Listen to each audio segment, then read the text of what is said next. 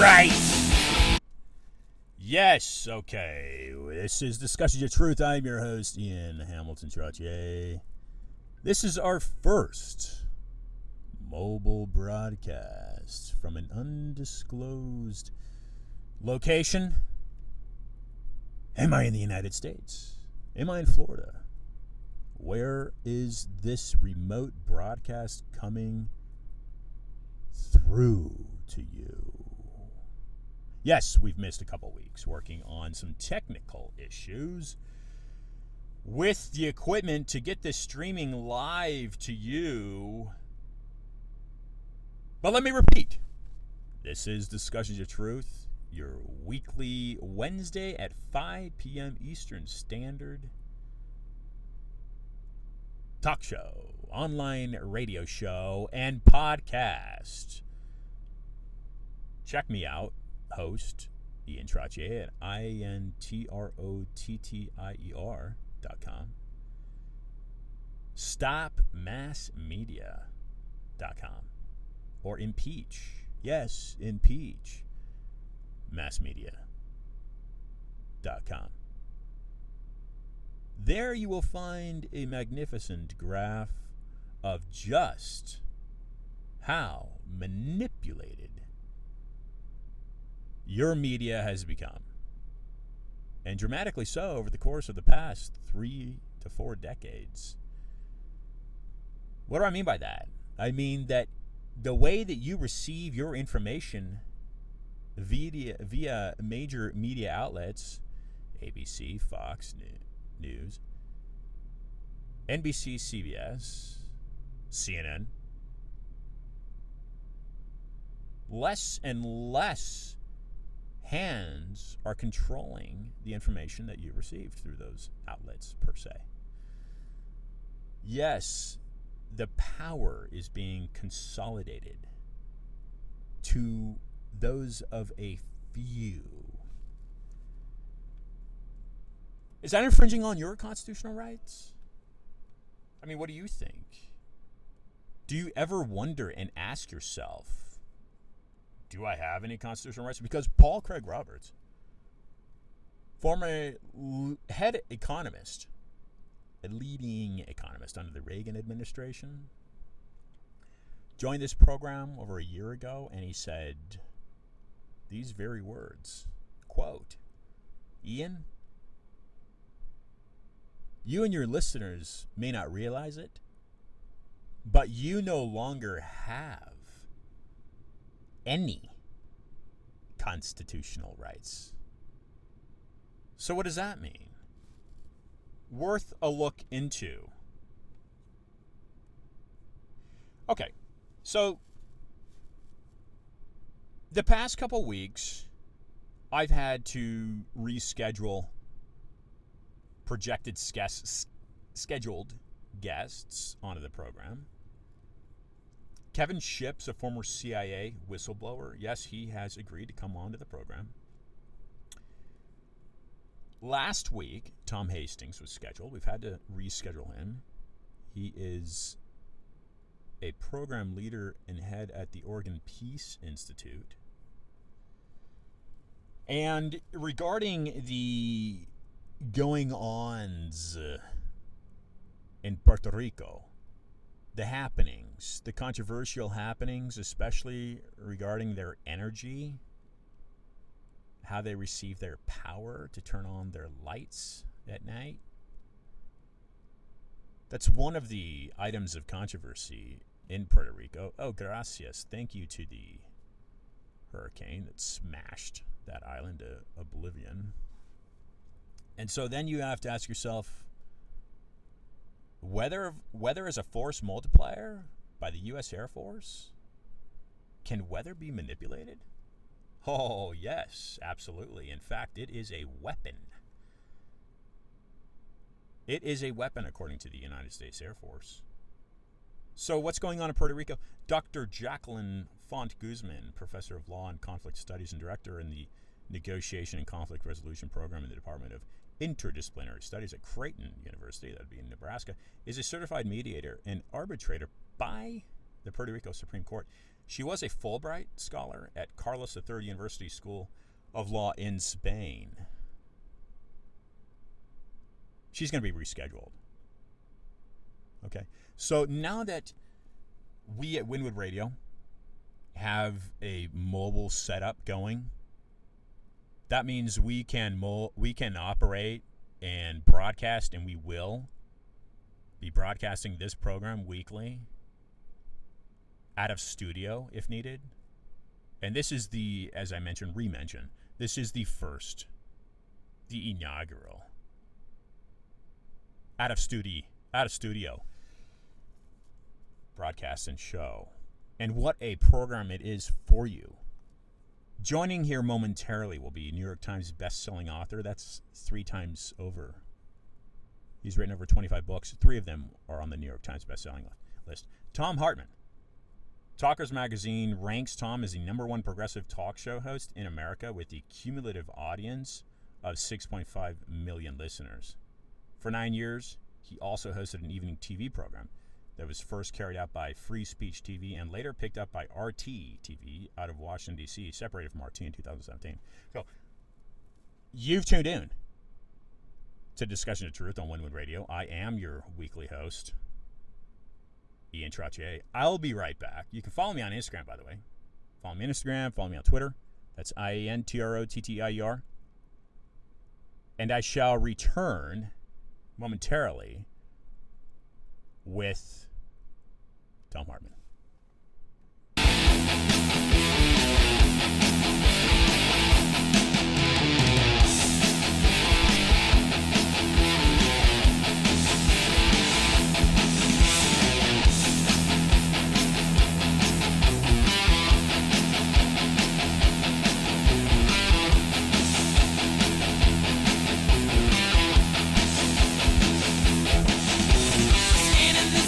In the city tonight.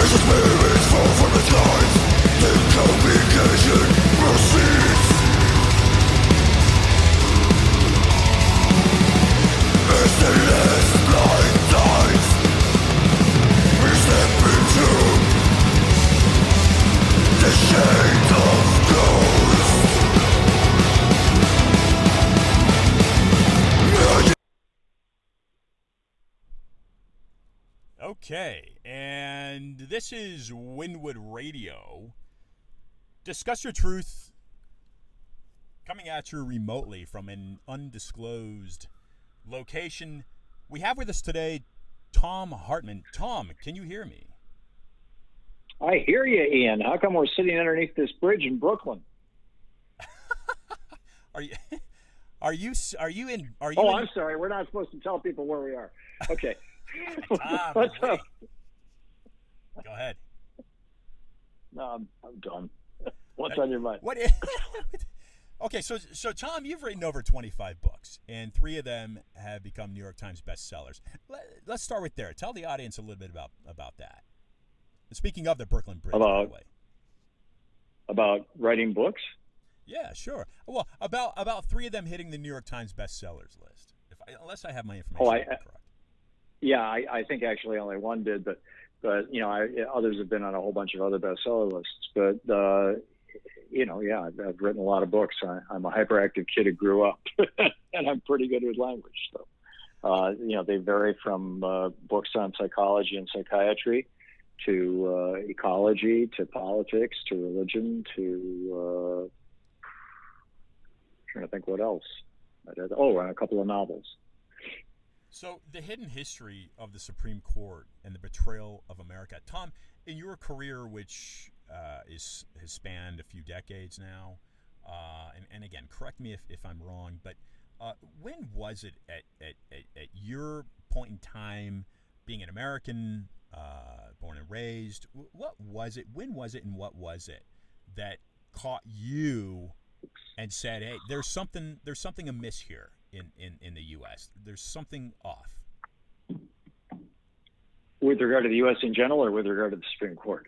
Well, in regards to the United States, I'm speaking, but you can hone in on both of those if you'd like to tackle both of these separately. But let's. Well, I, with regard to the United States, I mean, I was I think 12 or 13 years old when my dad took me to a John Birch Society meeting. My dad and I used to sit and watch William F. Buckley and Joe Pine on TV. This was back in the early 60s, and talk politics. And at the JBS meeting, I bought a copy, or I was given a copy of Ian Stormer's book, None Dare Call It Treason, and I read that maybe 3 times, and I was convinced that the State Department was filled with communists who were going to destroy our country. And and then over the next 3 or 4 years, I made a transition from that to being more of an anti-war progressive. In fact, Dad and I went door to door for Barry Goldwater in '64. I was 13 years old. So that was when I first became interested in politics, and it's become a lifelong fascination. With regard to the Supreme Court, at the time that I was gung-ho for Barry Goldwater, I was convinced that the court had gone way too far in the Brown versus Board of Education decision in 1954, which was within my lifetime. I was only 3 when it happened, but it was still relatively recent history in the 60s, early 60s. And the John Birch Society had these billboards all over the country. I think Fred Koch was financing them that said impeach Earl Warren because oh my God, white kids should be forced to go to school with black kids. And so at that point, I thought, okay, something's funky with the Supreme Court. And then when Roe happened, Roe v. Wade in '73, it was probably, at the time I thought, okay, that's the Supreme Court doing its thing. But the follow-up decision to that, I think it was called Casey versus Planned Parenthood, a few years later, defined the 3 trimesters of a pregnancy and said, here's what can happen in the first trimester, here's what can happen in the second trimester, here's what can happen in the third trimester. And, I was a pretty good student of the Constitution and constitutional law as a kid.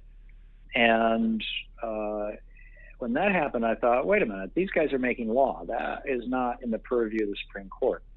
And then I kind of, set it aside in the back of my head.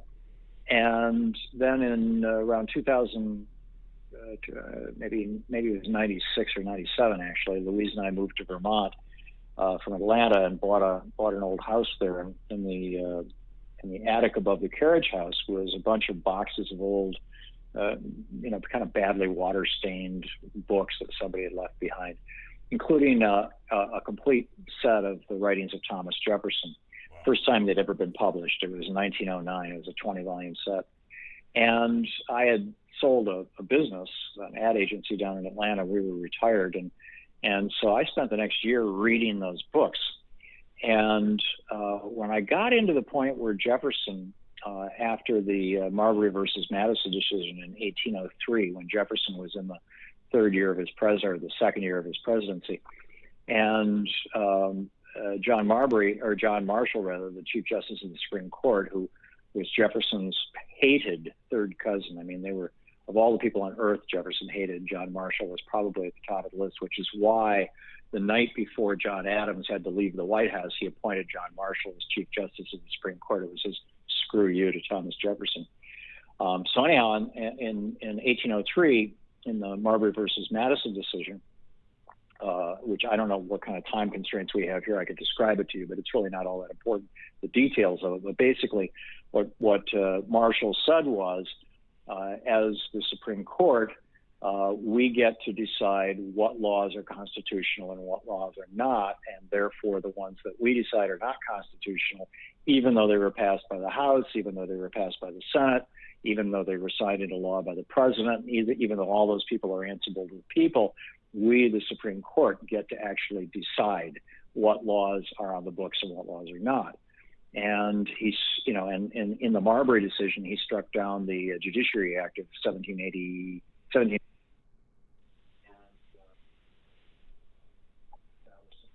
Say, John, go ahead. Say that again. Whatever.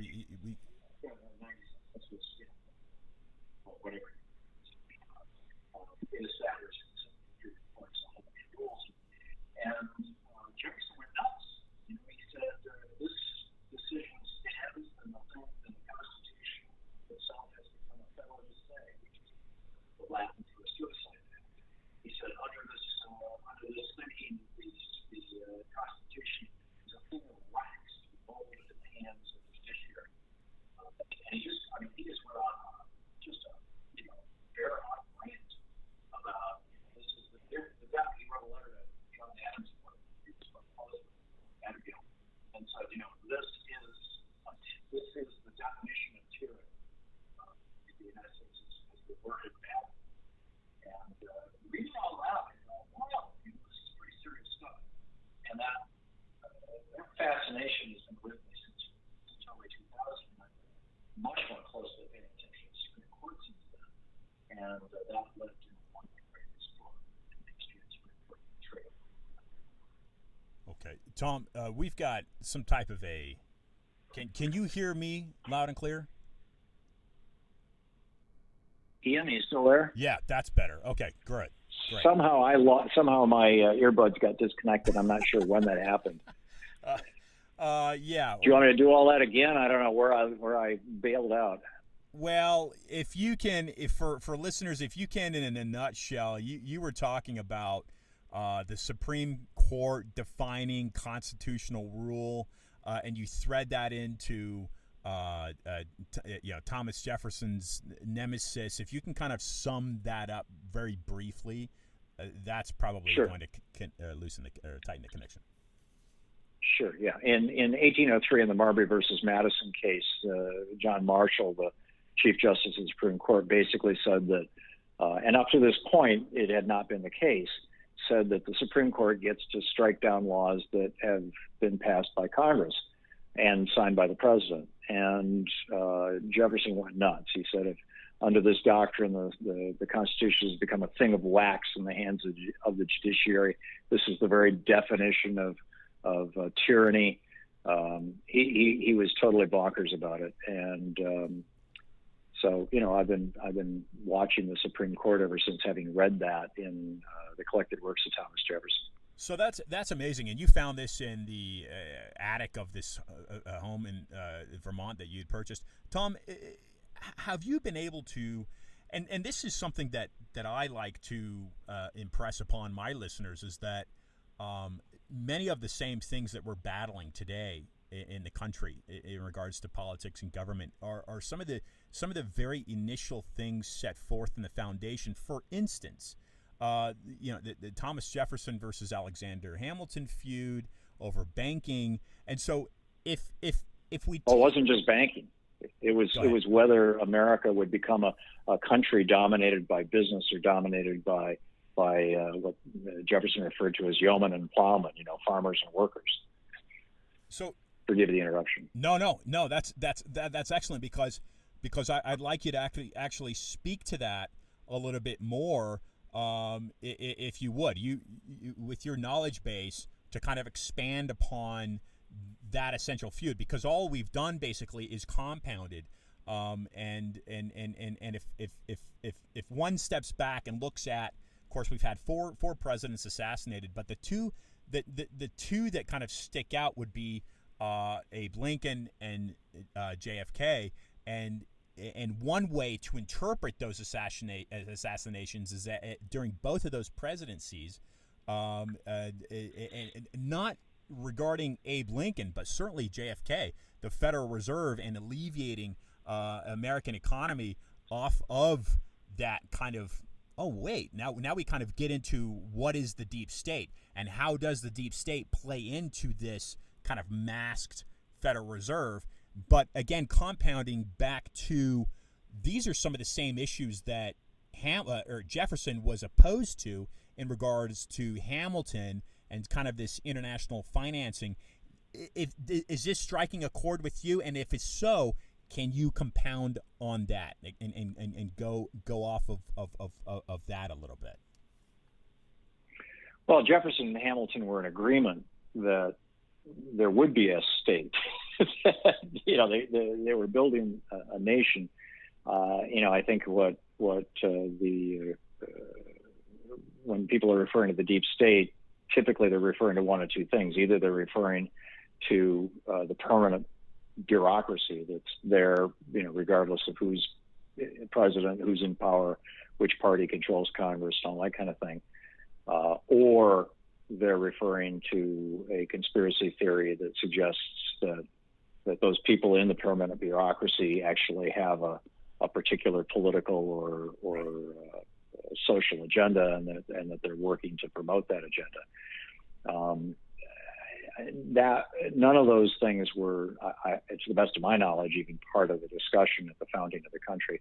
The big difference between Hamilton and Jefferson, and they were highly opposed to each other, was that Hamilton was an advocate of what today we might call neoliberalism, of bowing down to the billionaires, of doing what business wants and needs and what rich people want and need first and foremost. And Jefferson was more an advocate of doing the people's business, right, that all power should reside with the people, and that we should be very suspicious when billionaires start funding political campaigns. Or there were billionaires back then. The first millionaire actually appeared in 1791.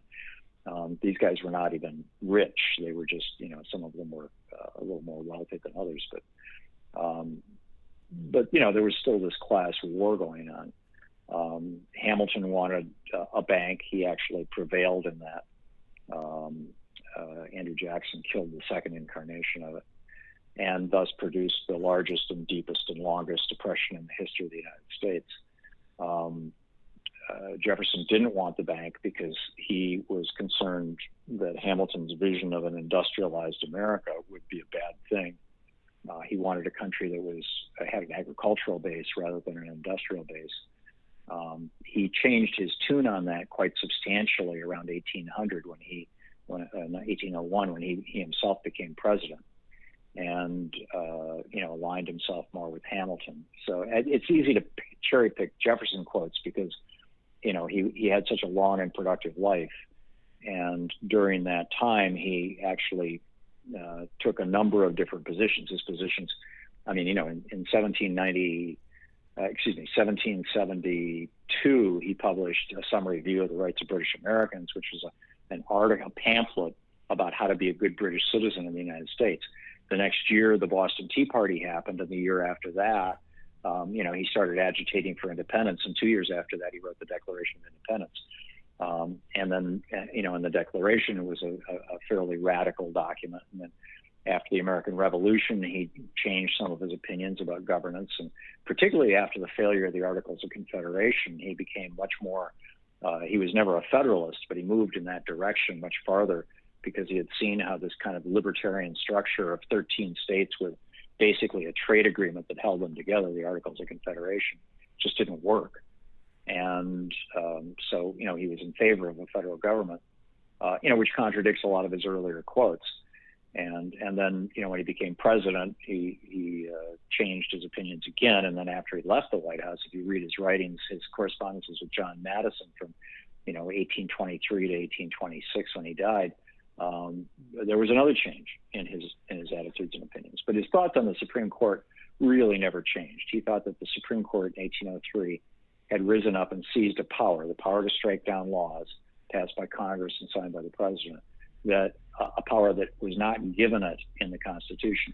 And I would add that with the Roe decision, for example, and numerous others, in fact, I'd say the Heller decision is another example of this, where the Supreme Court actually writes law. And that was certainly never envisioned by the founders, and in fact was explicitly in Federalist 78, 79, 81, 80, 81, and 82, Hamilton's writings, or Madison's writings rather, actually most of that's Hamilton, was explicitly saying, the Supreme Court will be the least likely to injure, it'll be the weakest of all the branches, it can't override the power of the executive or the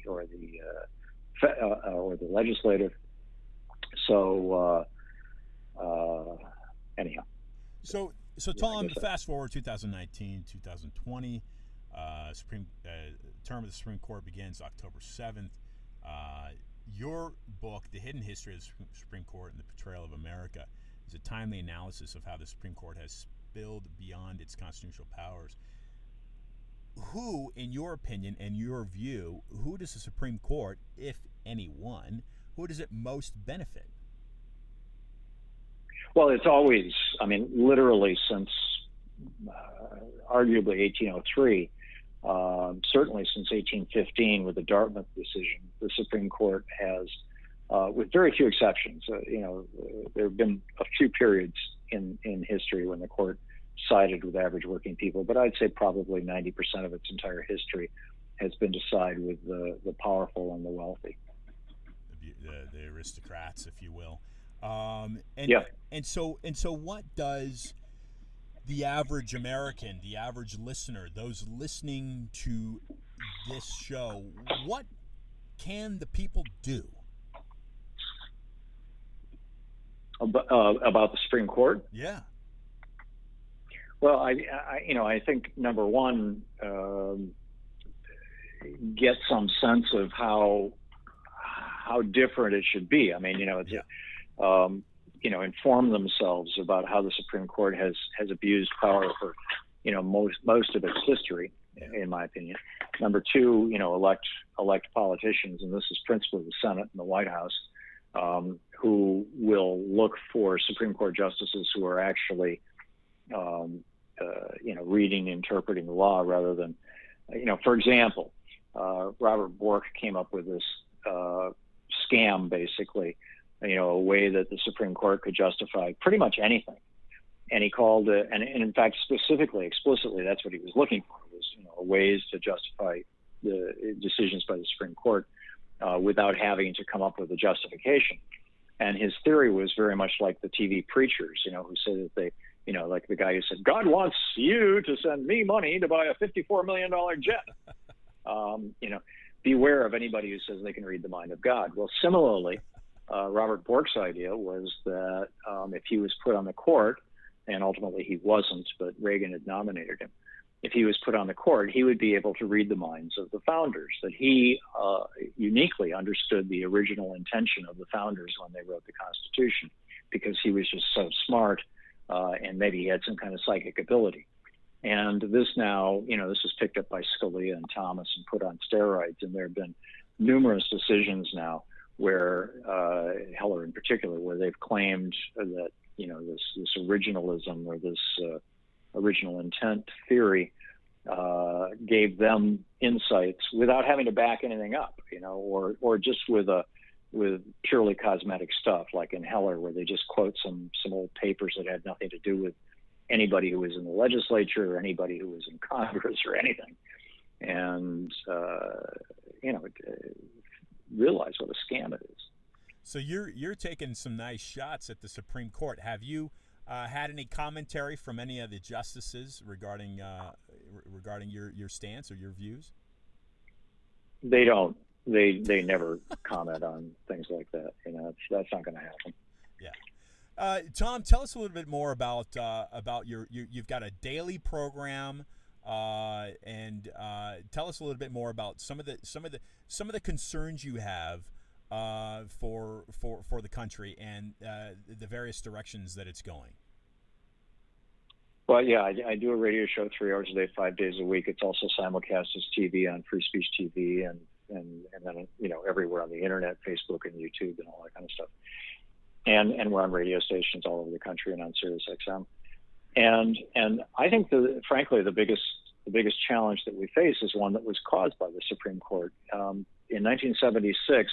Up until 1976, from the days of George Washington's presidency until 1976, the absolute opinion of the legislature, the executive, and the Supreme Court was that money was, a representation of wealth or value, and as such could be regulated by law, and regardless of how it was used. In other words, we could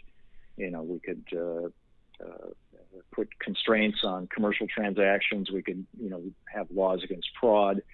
We could tax. We could, whatever. But in 1976, but speech, on the other hand, was a unique thing. That when somebody spoke, whether it was the written word, the spoken word, laws in radio or television, or whether it was, a person just standing on the street corner, sure, that the right of free speech was pretty inviolable. You couldn't violate it.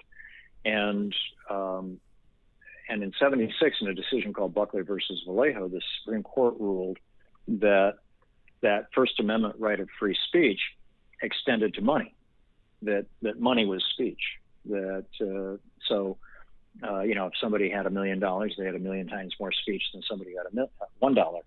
And in doing so, they blew up a whole bunch of campaign finance laws that went all the way back to the Tillman Act that Republican President Teddy Roosevelt worked so hard to get passed in 1907, that made it a federal felony to give money for any corporation, to give money to any candidate for federal office.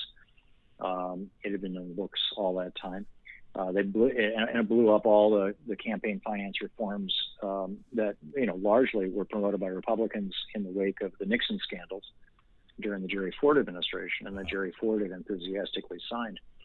And then 2 years later, in First National Bank versus Bellotti, the Supreme Court said, "Oh, by the way, this doesn't just apply to rich people; it also applies to corporations because they're people too."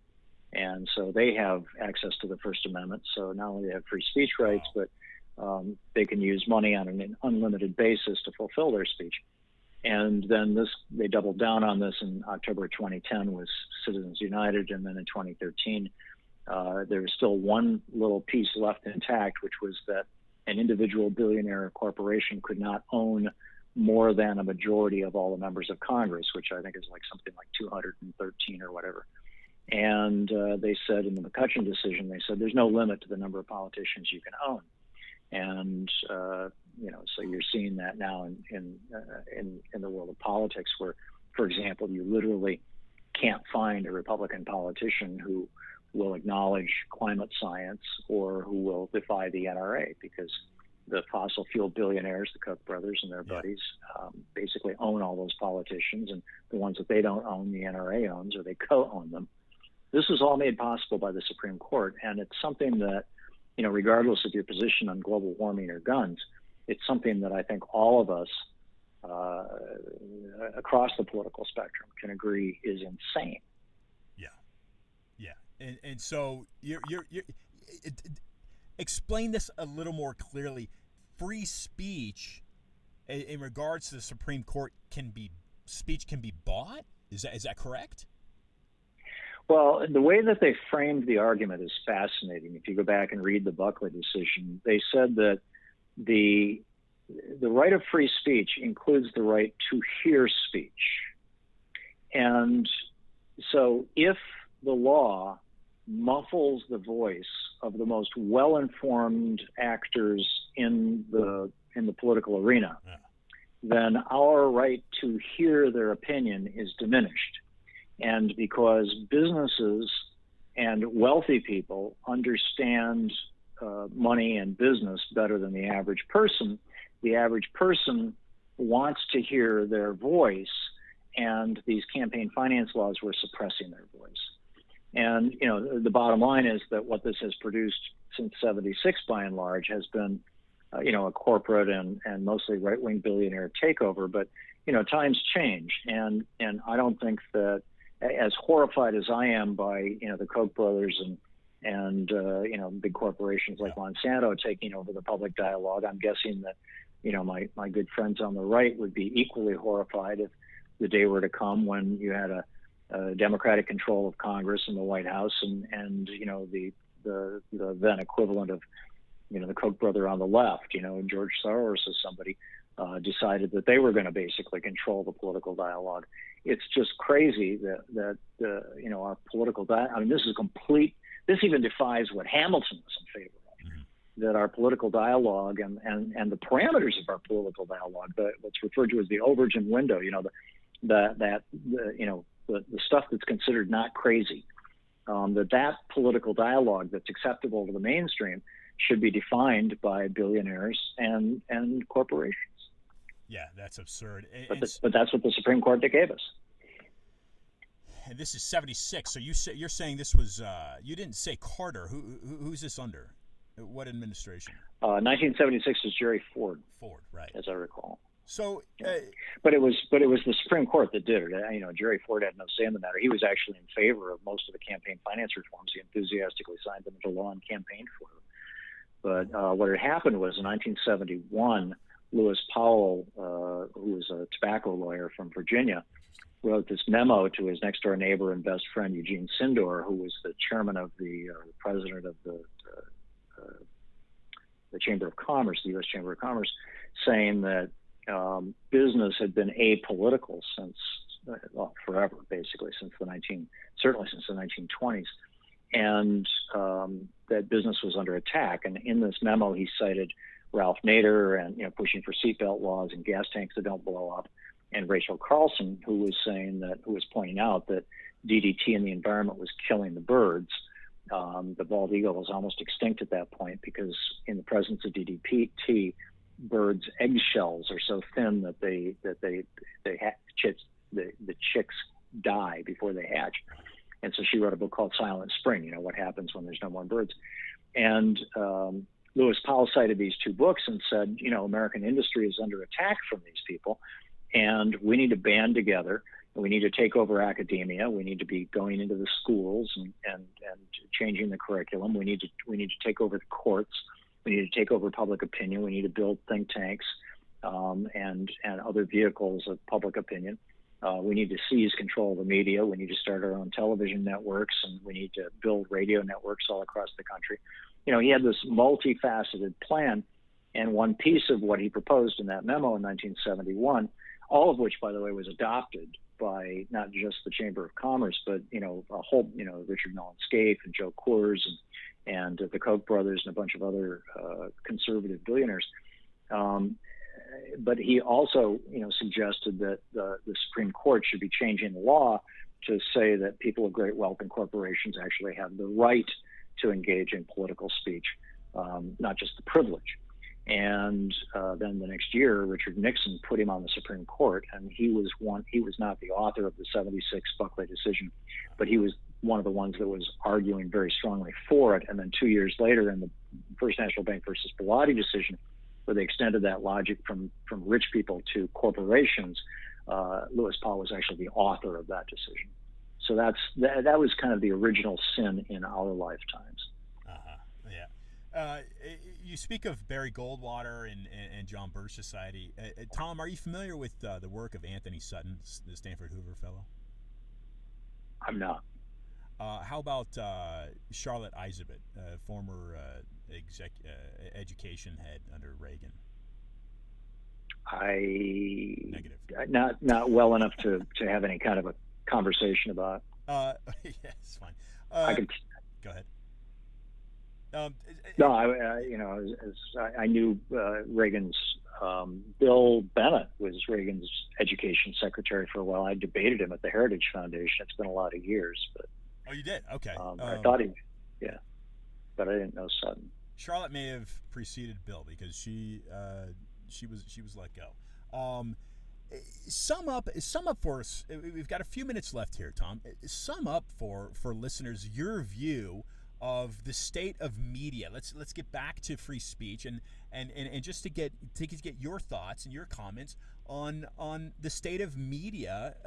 We can clump it together and say mass media, but because that's kind of a loaded question in a sense because we've got a lot of different dynamics going on here, and of course we're streaming this online, so you thread that into media, then that kind of throws a little bit of a curveball. But in your view, where is the state of American media in 2019, going into 2020?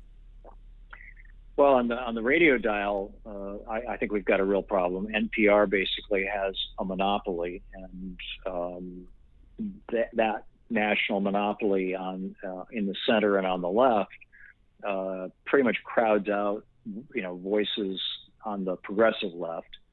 And you've got virtually all of the radio stations of any consequence in the United States now owned by 4 corporations, all of whom are explicitly conservative in their politics and their perspective, and so they will only carry conservative programming.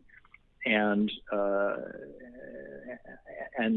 some of them sort of middle of the road conservative, some of them way to the right conservative, but in both cases, these are essentially oligarchies, NPR or these 4 big corporations.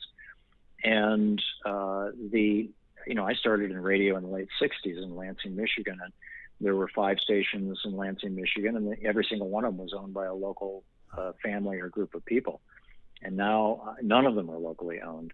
So we've got a pretty grim media landscape right now. Yeah.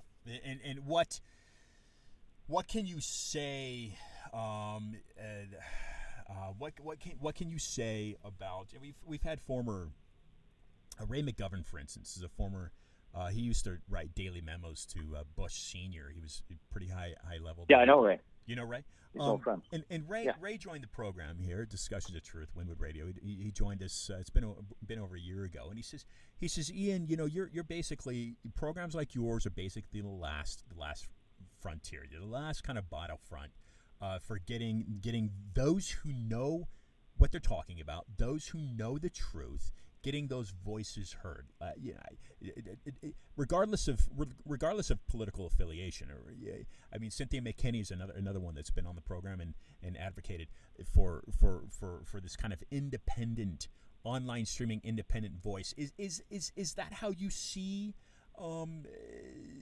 media and information being given to Americans? Do you see that as? Yeah, I think that duopoly that I was talking about a handful of corporations owning all the right-wing stations, and one public-private corporation owning most of the so-called left-wing stations, crowds out or blocks out a whole variety of voices that I think we need to be hearing, and we need to be hearing them. Whether it's you being a conservative and me being a progressive, and having a conversation or whatever it may be, those dialogues, and for that matter, those monologues, are important to have a vital and vibrant and healthy, functioning republic, in the context of a democracy, or a democracy in the context of a republic. And Bork was also the father of our modern day reinterpretation of our antitrust laws. And when Reagan adopted Bork's worldview in 1981 and just stopped enforcing the Sherman Antitrust Act, we saw this explosion of giant corporate mergers, referred to as the M&A mania, mergers and acquisitions mania, which continues to this day. And so now in literally every industry you can think of, whether it's food or whether it's airlines or whether it's media or, whether it's automaking or whether, fill in the blanks. I mean, even agricultural products, they're all owned by 3 or 4 corporations that work hand in glove to functionally be monopolies. And this is destroying diversity in our cultural ecosystems. It's destroying diversity in our literal physical ecosystems, and it's destroying diversity in our media ecosystems, and it's not a good thing. Incredibly well said. And Yep. And no president, including the Democrats, Clinton and Obama, has challenged that. They've all continued this neoliberal march to corporate rule that Reagan started. That's right. That's absolutely right. I totally agree with that, Tom. Ladies and gentlemen, Thom Hartmann. Tom, for some closing thoughts here, give listeners some closing thoughts and what they can look for from you and the Thom Hartmann Show in the near future. Well, I think in this book, the Hidden History of the Supreme Court, The Betrayal of America, it's a real shocker to learn how the Supreme Court has risen up and taken power in the United States, and how now you've got this small organization funded by a small number of very, very rich people, the Federalist Society, that's literally feeding dozens and dozens and dozens of these judicial nominees through right now to create a court that for the next 40 years will basically serve the interests of great wealth and corporate power. This does not do any of us, conservative, liberal, or in between, doesn't do any of us a service. It simply entrenches what you might call the deep state, what I would call the oligarchy in this country, and we all need to be speaking out about it and educating ourselves, which is why I wrote the book. Excellent. Tom, thanks for joining Discuss the Truth at Wynwood Radio. We look forward to inviting you back on the program. Keep up the great work, and we look forward to your future work. Thank you, Tom. Thank you. Thanks, Ian. Good talking with you. Ladies and gentlemen, Thom Hartmann. You can find Tom's work at THOMHARTMANN.com. I'll return with some closing comments and thoughts right after this. Demons have fallen, those who find no rest.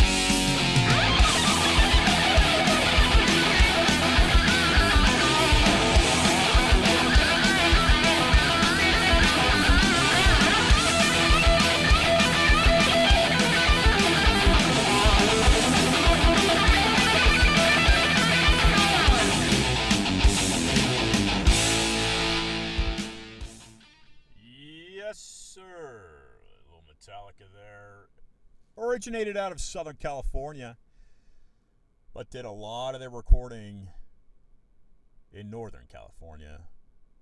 Definitely a California band by inception.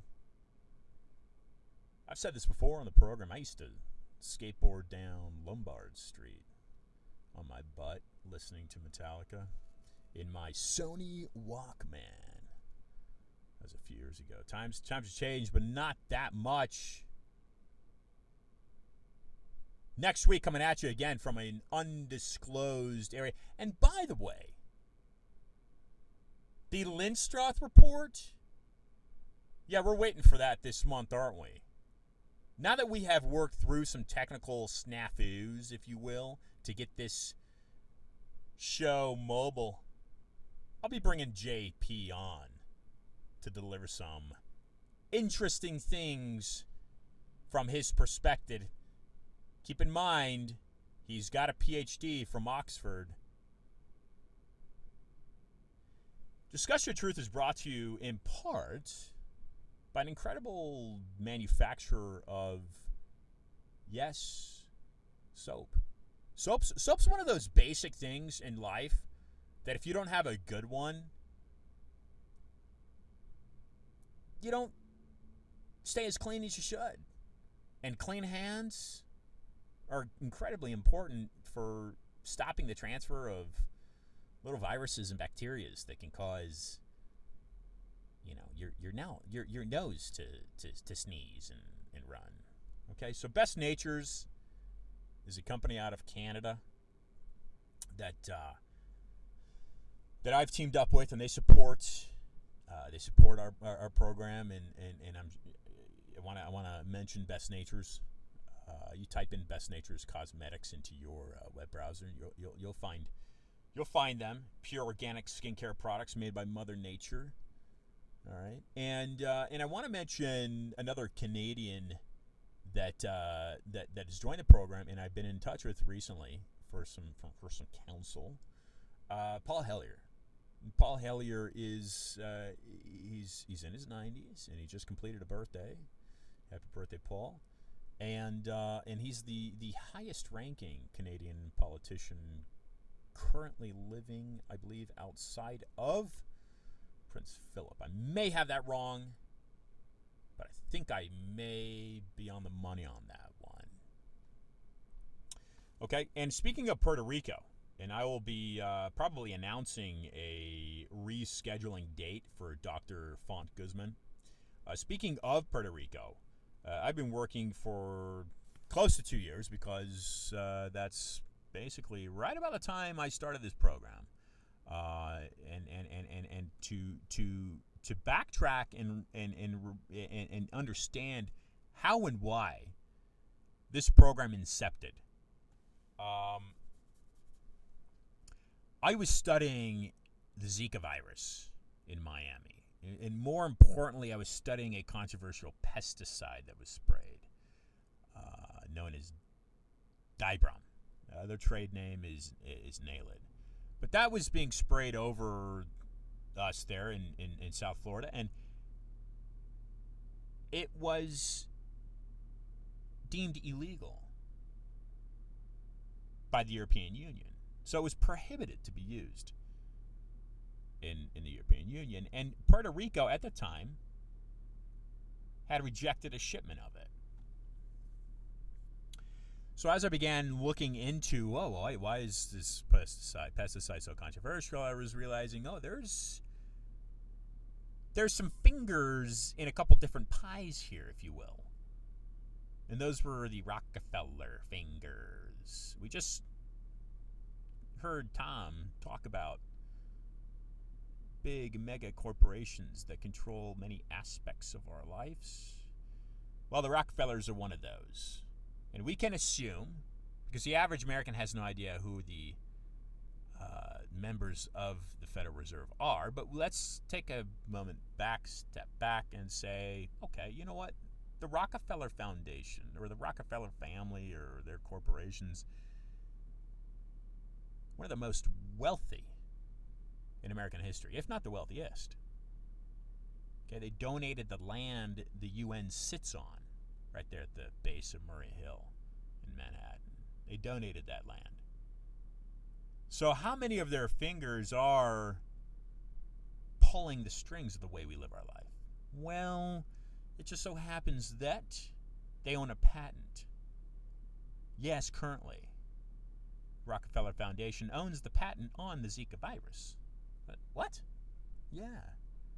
They own the patent to replicate and reproduce the Zika virus. So if they own that one, which other ones do they own?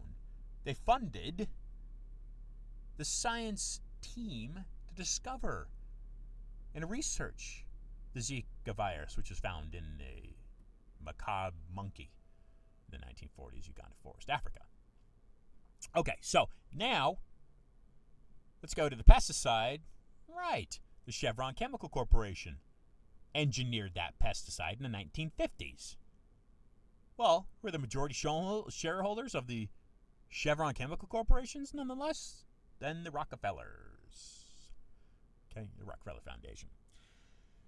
So from that inception began this program, Discussions of Truth, of all of the information that is conveyed to you. And let's take note here that this program began before Donald Trump got into office. And since he's been in office, fake news, deep state, but primarily fake news, has become a hashtag staple of his social media campaign, hasn't it? Unless I'm somehow misunderstanding. Okay, fake news, right? So, does that sound like fake news to you? To say that Dibram and Nailed is safe for you? Why has it been banned in Europe? Well, okay, fake news, it fits the category depending on how you look at it. But it's important enough to dive into and research. This has been your weekly edition of Discussions of Truth. I'm the host, Ian Hamilton Trottier, and until next week, folks, I urge you, just as our most recent guest urged you, to raise your voice, talk, get it heard. And I sum that up in one little coined phrase. Well, I haven't coined it, but one little phrase. And that is, until next week, be awesome.